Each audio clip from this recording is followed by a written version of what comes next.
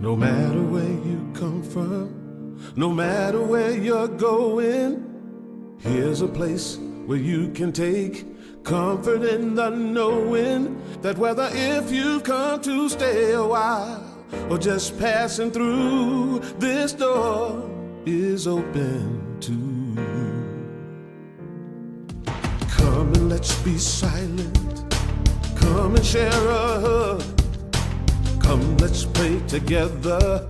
Come, love and be loved. From the blissed out to the turned out, from the pampered to the abused, this door is open to you. Come on in. Come on in. Come on in. Come on in. The God in us recognizes the God in you. The God in you. Whether you're black or white, gay or straight, Christian, Buddhist or Jew, this door is open to you.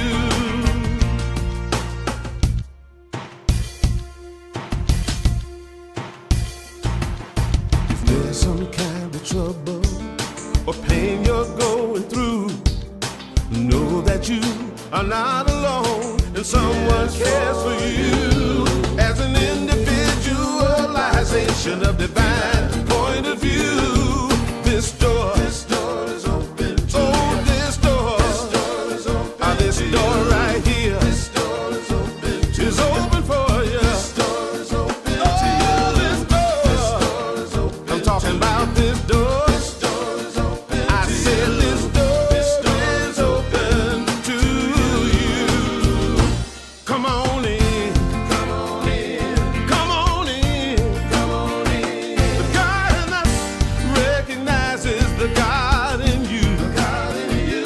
Whether you're black or white or gay or straight, Christian, Buddhist or Jew, this door is open to you.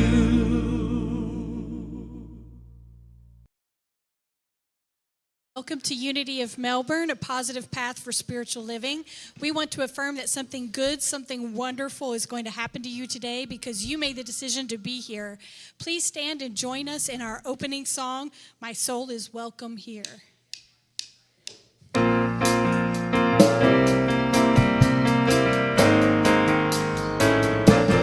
I'm in the right place at the right time. I am just where I'm supposed to be. I'm in the right place at the right time. I am just where I'm supposed to be. I'm in the right place at the right time. I am just where I'm supposed to be. I'm in the right place at the right time. I am just where I'm supposed to be. Oh, my soul is welcome here. Oh, my soul is welcome here. I am getting the message loud and clear. My soul is welcome here.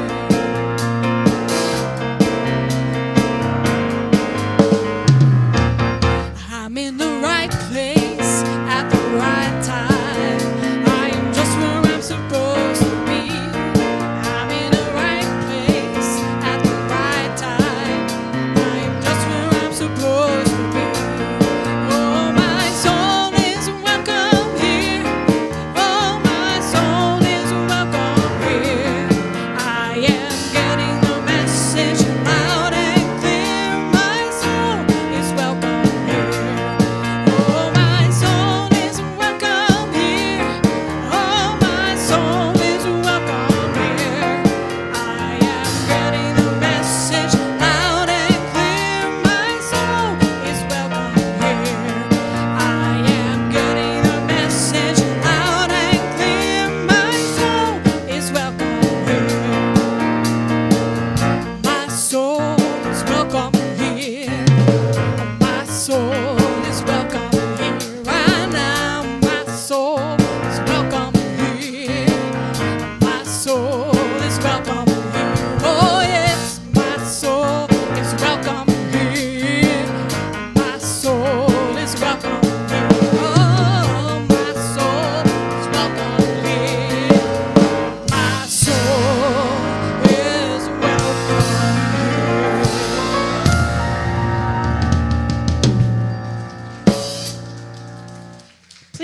standing while we affirm our why statement. We love and accept ourselves and others and heal our world. Please take a moment to greet your neighbors, especially greet someone you don't know yet.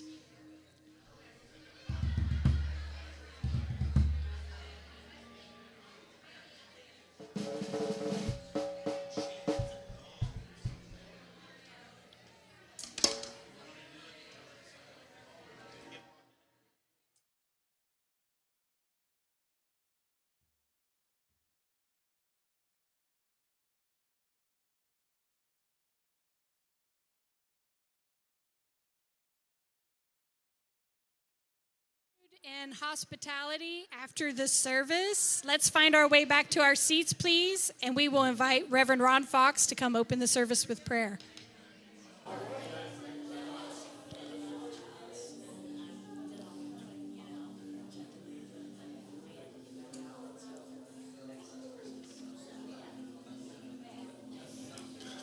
All right. The fun is over.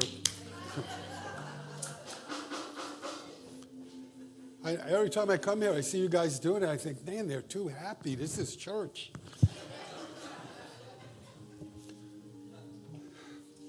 So how about we just come together and just affirm how good it is to be here, to be in this community, which is a safe place, filled with love, caring, kindness, and compassion. So I know as this morning unfolds, each of us here has come to know what they need to know, hear what they need to hear, and affirm that they take another step along their divine spiritual path. And so I bless each of us as we all step forward in love and kindness and joy. And I know that it's all good because it's already a divine idea in the mind of God. And so I bless it all and just give thanks and let it be. And so it is. Thank you, Reverend Ron. Now we will take a moment to bless the children here and around the world. Let's rub our hands together, generating some energy and direct it at the children.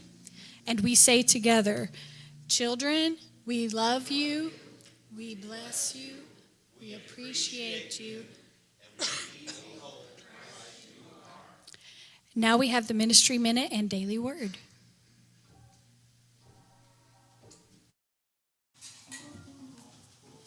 Good morning, everybody. Good morning. Oh, it's nice to see you. And welcome to everybody online. So glad that you're here, too. So, the Ministry Minute, you see it up on the screen. Chinese calligraphy as a meditation class facilitated by Leanne Pagunda today at 1 o'clock in reception. Please come. Volunteer greeters are needed to help with the door and a welcome table on Sunday mornings. Job descriptions and sign-up sheet, they're both available in the hospitality area. Please consider doing this. And spiritual leadership training. Saturday, March 21st is coming up. This will be from 12:30 to 4:30, and it's on Zoom. And the way this works is the church pays a flat $250 fee, and then anyone who wants to attend may attend, but we encourage it. You need to sign up. So please do. Awaken your leader within. You're growing spiritually with Unity of Melbourne. This free class to you will help your spiritual home grow too. Please sign up in hospitality. All right, and now to the Daily Word. Today, February 22nd, 2026, it is release. Yes, okay, we got the right date up there. All right, I'm going to ask you to repeat the affirmation at the end here. So many things shaped my beliefs over the years. My upbringing, family history, education, friendships, and spiritual life, to name a few. As I go through life, I will have new experiences and meet all kinds of people. I may find old beliefs that once fit me will fit me no longer. Growing and deepening in spiritual understanding may mean releasing ways of thinking that no longer serve me. But I can do that and still honor the person I was, my background, and my history. Releasing makes room in my mind and opens my heart for the person I am becoming.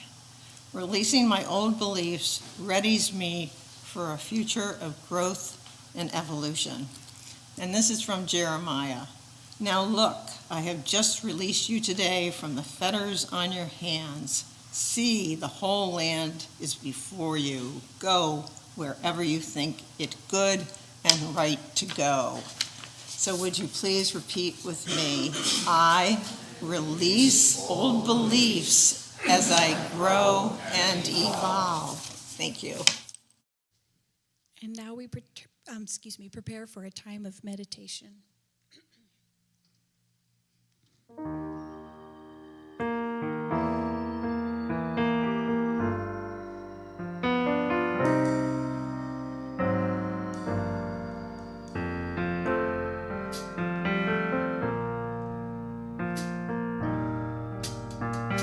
Sweep over my soul.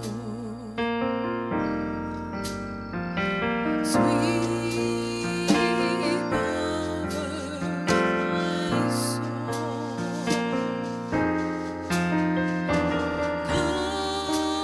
Come, precious Spirit.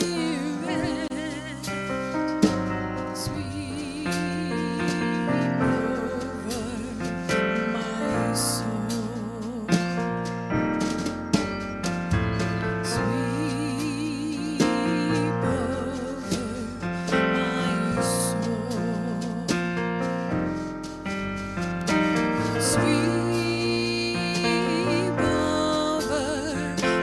my soul.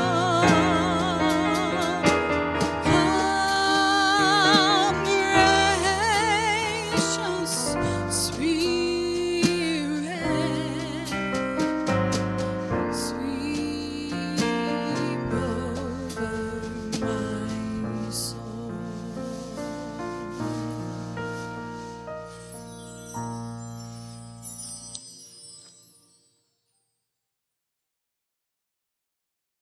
So if you're comfortable, close your eyes and take a slow, deep breath in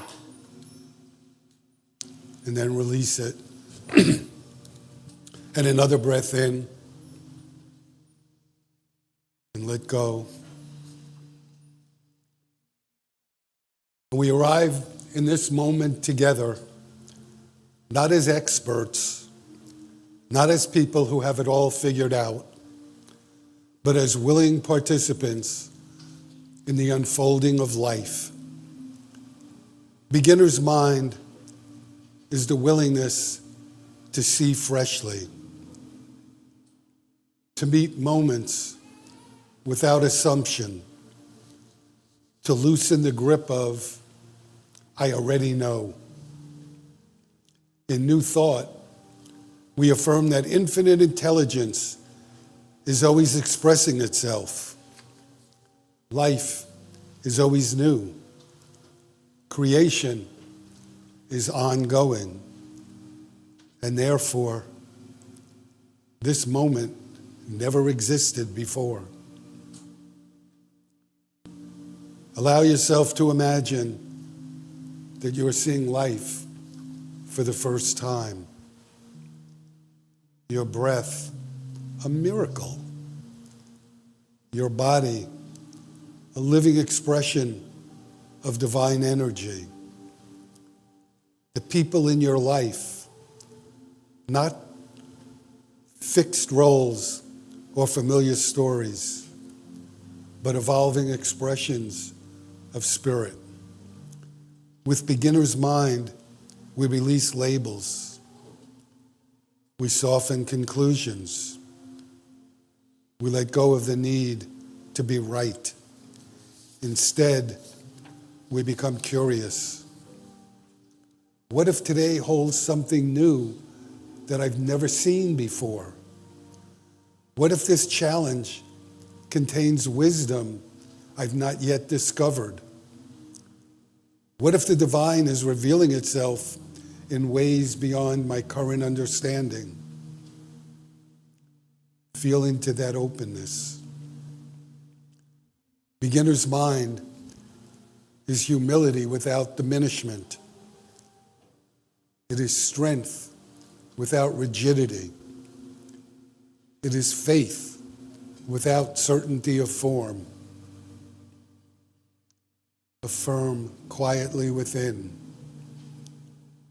I am open to new insight. I am willing to see differently. Infinite wisdom unfolds through me now. Life is fresh. Life is new. I am new in this moment. Sense the spaciousness when you don't have to know. When you can rest in curiosity. When you trust that divine intelligence is guiding each unfolding step. Right here, right now, you are on the edge of something new. Breathe that in.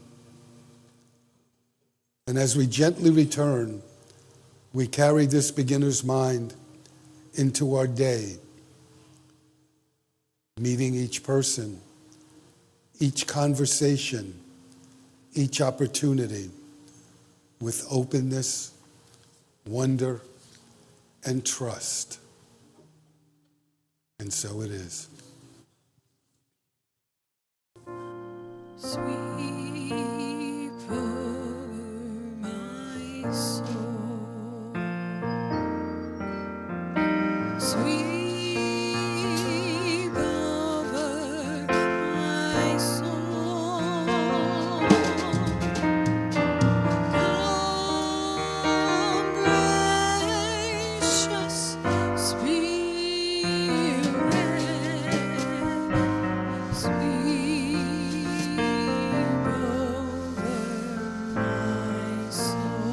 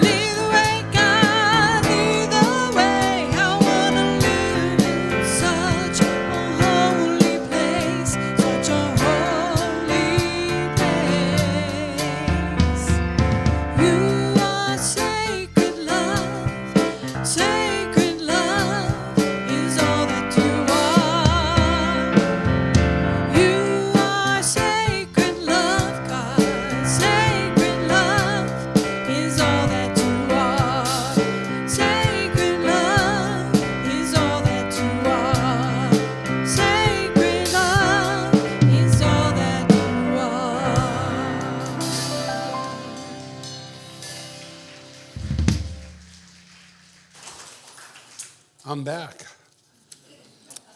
So, in case you haven't guessed from the meditation, I'm going to speak today on beginner's mind.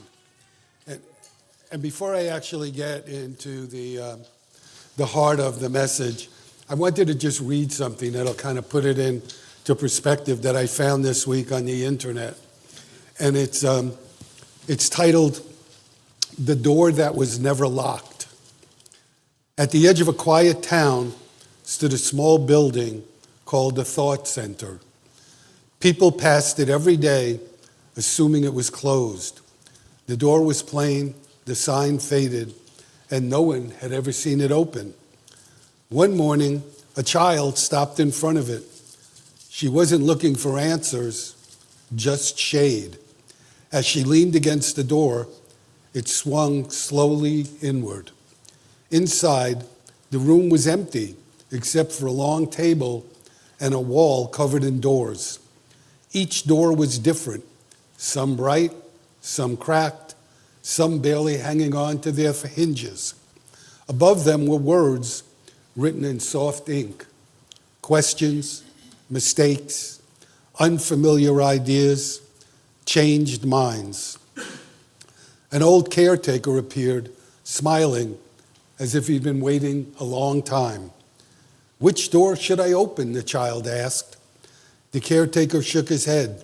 "You don't open them, you listen to them." The child stayed. She listened to stories that challenged what she thought she knew. Some made her uncomfortable. Some made her laugh. A few made her realize she had been wrong, and nothing bad happened because of it.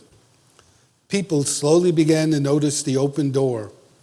They came in with certainty and left with curiosity. They came in to teach and stayed to learn. No one agreed on everything, but everyone left a little lighter because the Thought Center never claimed to have the truth. So Randy's not here today. And actually, my wife and I are going to have lunch with him and Barbara later. But I told you a few weeks ago that he gave me a hard time one time I spoke here because I quoted Ernest Holmes, who founded the Centers for Spiritual Living, where I come from. And he told me, "This is a unity church. Know your audience." And so that's kind of how he said it, actually. And I'm only telling you that because this week I was speaking to a unity minister whose church I speak at, and he said, "You know what my people love about you?" And I said, "What?" He said, "Because you bring a whole new perspective speaking about science of mind and the Centers for Spiritual Living, so keep it up." Now, I'm only telling you that. Oh, I wish I could have taped that for Randy today. I'm only telling you that because I'm starting to talk with two quotes from Ernest Holmes. He said, "To learn how to think is to learn how to live." And the second quote is, "Know your own mind, train yourself to think what you wish to think, be what you wish to be, feel what you wish to feel, and place no limit on principle."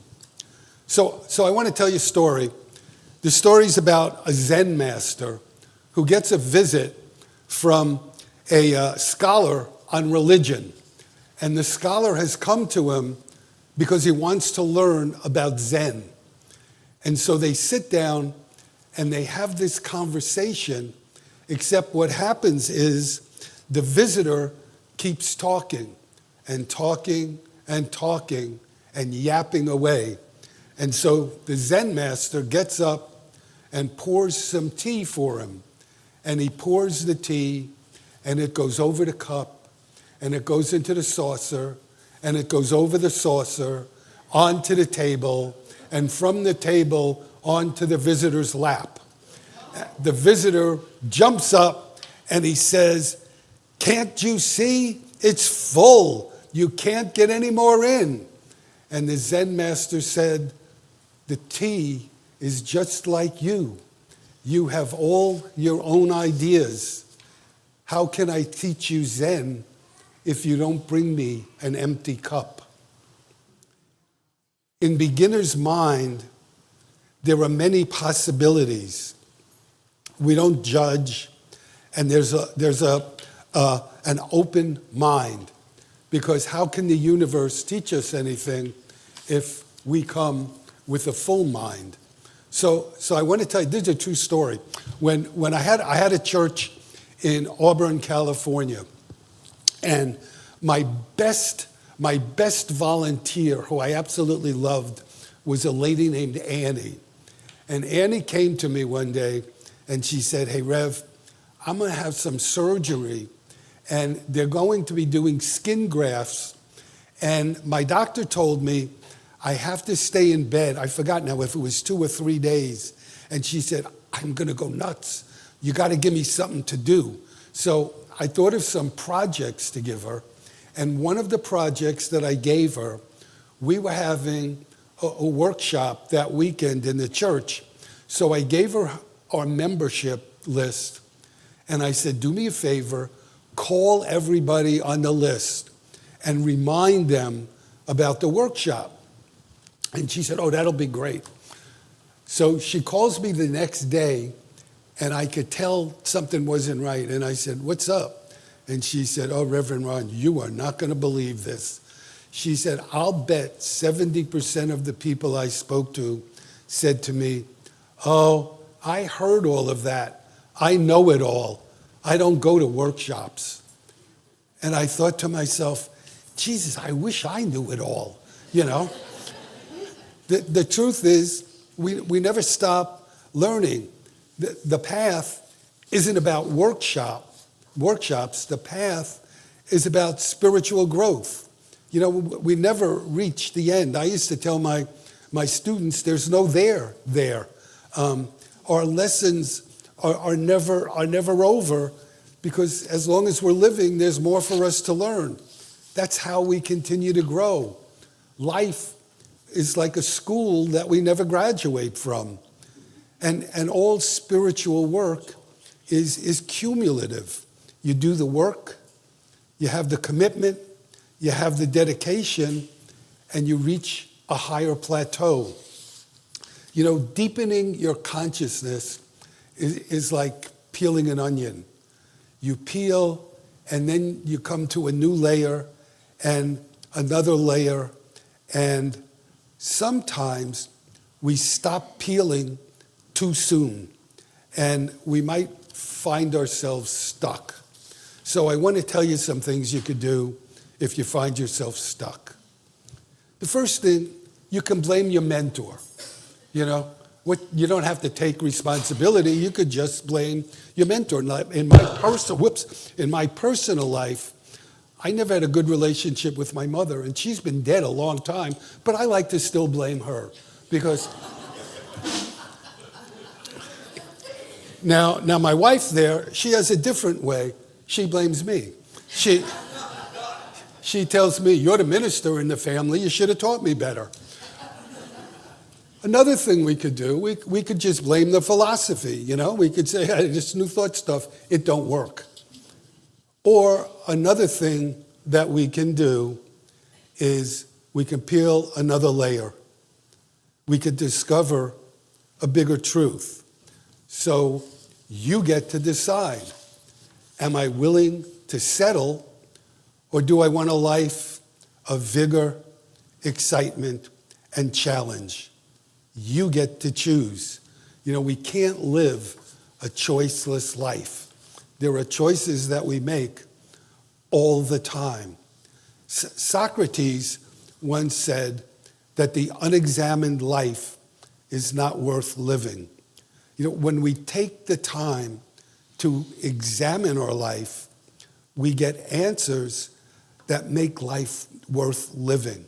And the only barriers that we really have to creating a life that's worth living are the barriers that we put there.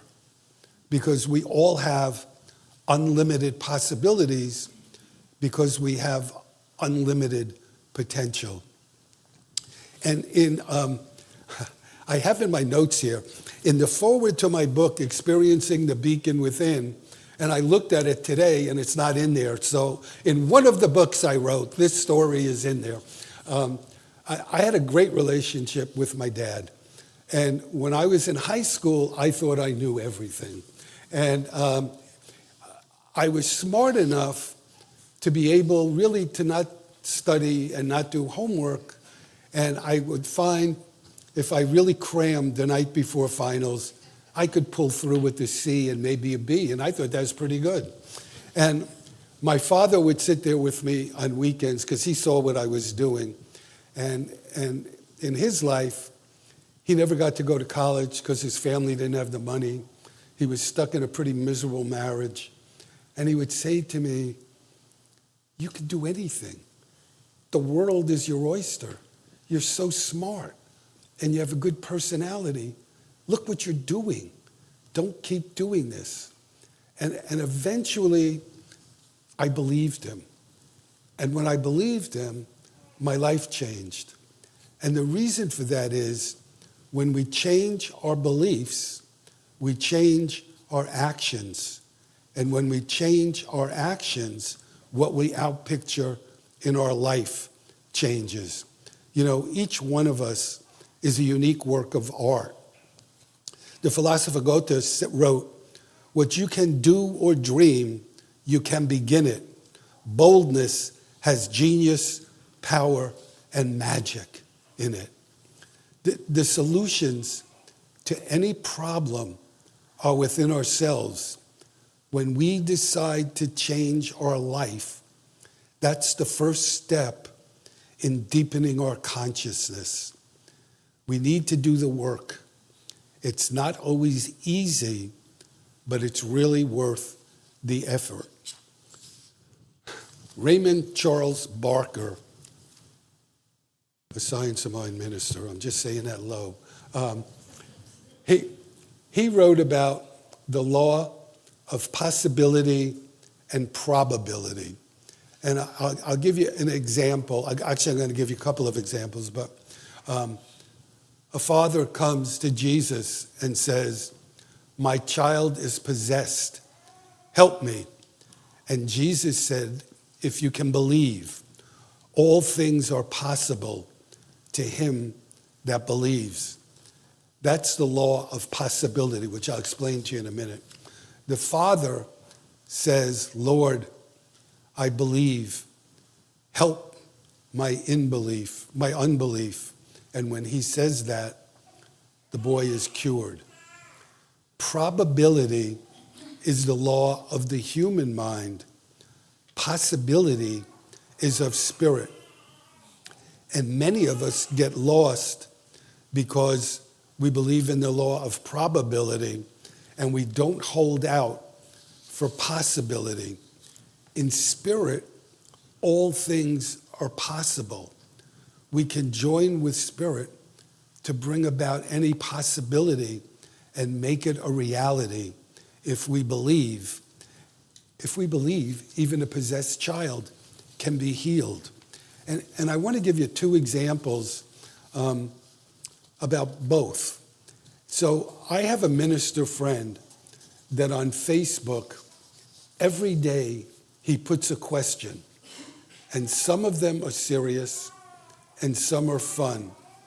And the week before last, one of the questions he put down was, what's the best and worst thing about growing old? And I want to read to you just what one person wrote. He said, the worst thing is being told you have amyloidosis and your heart team tells you they can't do any more. Amyloidosis is a death sentence, no cure. It's just a matter of time. That's probability thinking. What my minister friend wrote back was, lean on this tribe. There are some miracle workers here. That's possibility. And what I want to read something else to you, which really strikes me, because a medical doctor wrote this, and you'll see the difference between probability and possibility. She said, in my experience, a diagnosis is an opinion and not a prediction. What would it be like if more people allowed for the presence of the unknown and accepted the words of their medical experts in the same way? The diagnosis is cancer. What that will mean is yet to be seen. That's the difference between probability and possibility. You know, wisdom is everywhere.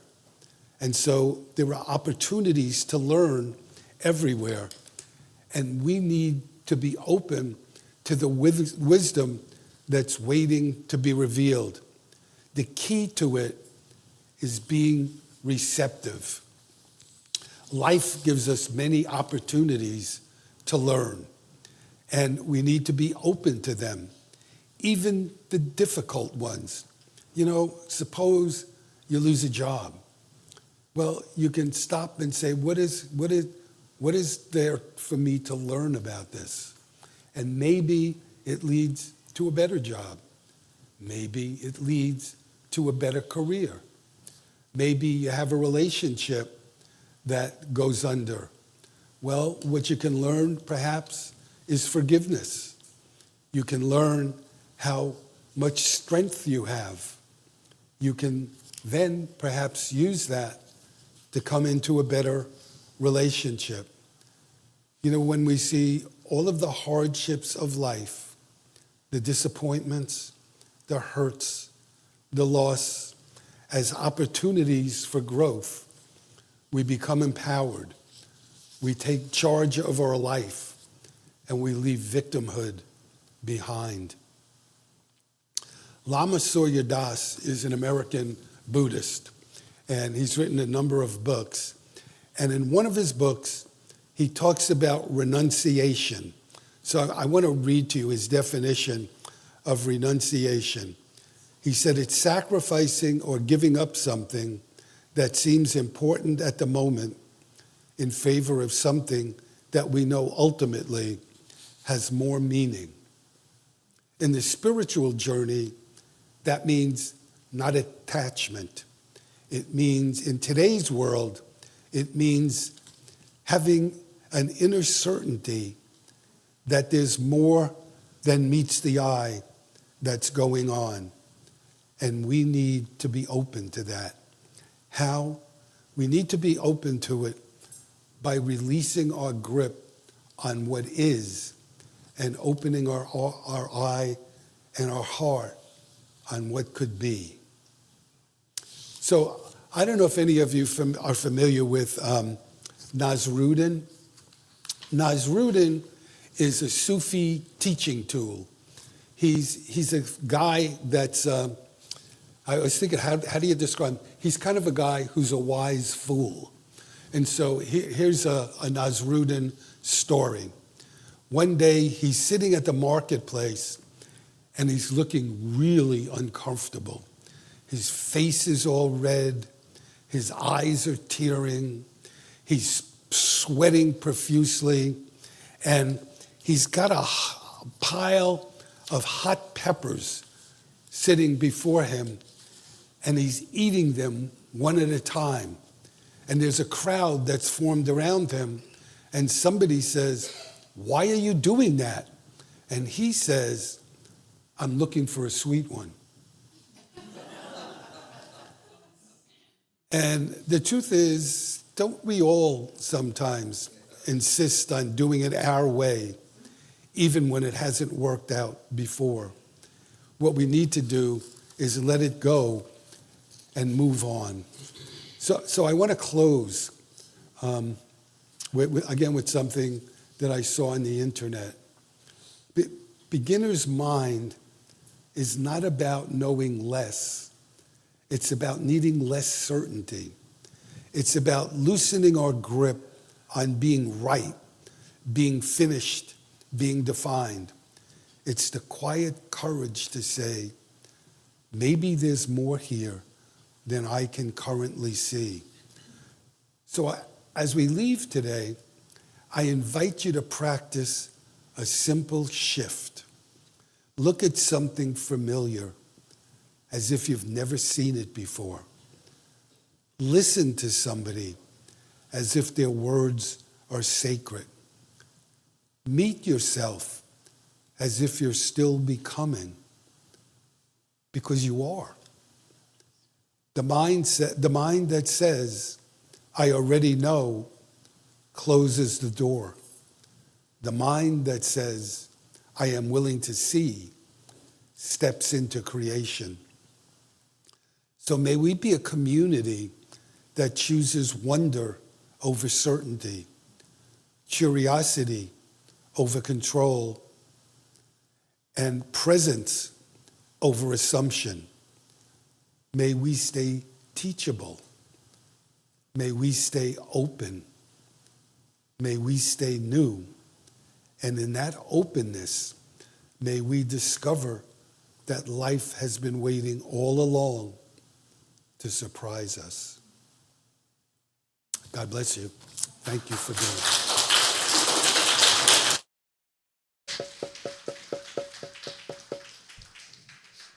Thank you for that wonderful talk. This is the time in our service when we celebrate our abundance and prosperity. For anyone who is new, we don't pass baskets now. Rather, we have planters by the doors where we drop our offerings on the way out at the end of the service, knowing that we are planting and nourishing the seeds of our own prosperity and the prosperity of this ministry. So let's say our prosperity affirmation together. Divine love as me blesses and multiplies all that I am, all that I have, all that I circulate. I am grateful. Now let's stand and sing together, affirming how blessed we truly are with I Claim a Blessing.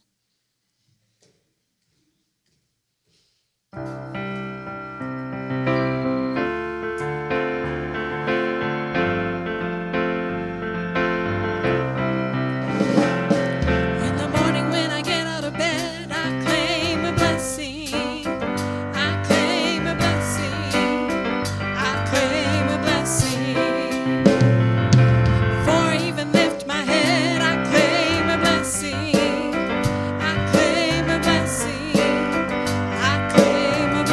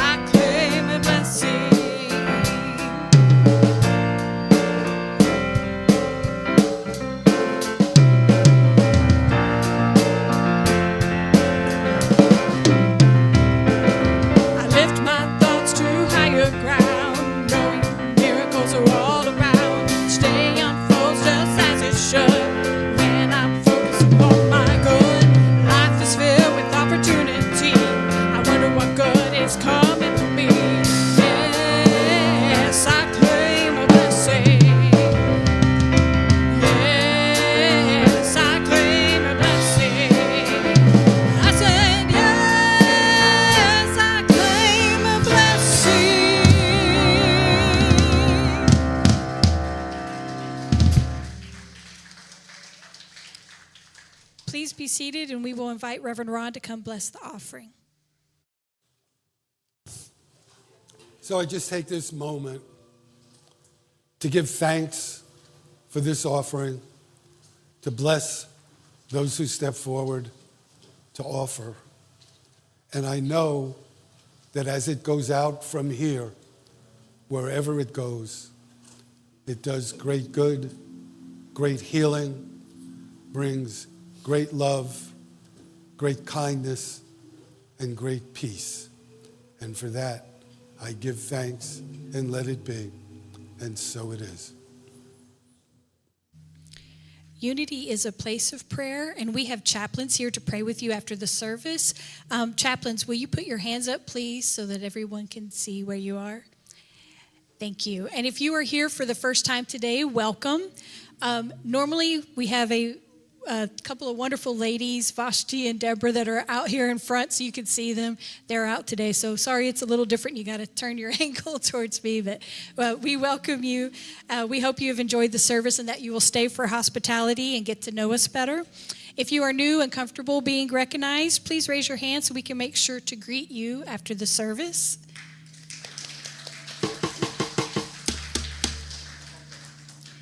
There are announcements in your printed bulletins. There's also a lot more information about the wonderful things happening here at Unity on the bulletin board in the hall and on the Why, How, What wall out in hospitality. So please take a moment to check those out today. And now let's stand together and say our prayer of protection. The light of God surrounds me. The love of God enfolds me. The power of God protects me. The presence of God watches over me. The mind of God guides me. The life of God flows through me. The laws of God direct me. The power of God abides me in me. The joy of God uplifts me. The strength of God renews me. The beauty of God inspires me. Wherever I am, God is. And now we'll take hands across the aisle and sing our peace song.